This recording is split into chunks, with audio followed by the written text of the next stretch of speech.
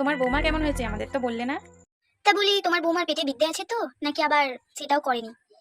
আমার মেয়েকে দেখো, রূপে লক্ষ্মী গুণে সরস্বতী, একদম একেবারে নিখুঁত একটা মেয়ে। তোমরা তো জানোই, নতুন করে আর কি বলবো। তোমার বৌমা রান্নাবান্না পারে?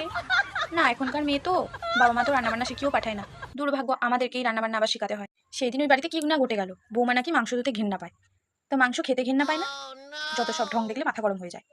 দেখো, আমার ছেলে ওকে পছন্দ করে এনেছে, সংসার তো আর আমি করবো না, আমার ছেলেই সংসার করবে। তাই আমার এখানে বলার কিছু নেই।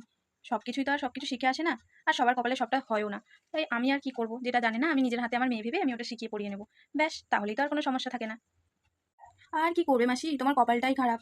এই সুযোগ একটু উস্কিয়ে দিই, শাশুড়ি আর বৌমার ঝগড়া হবে, বসে বসে মজা দেখবো। শোনো না কাকিমা, একটা সত্যি কথা বলবো।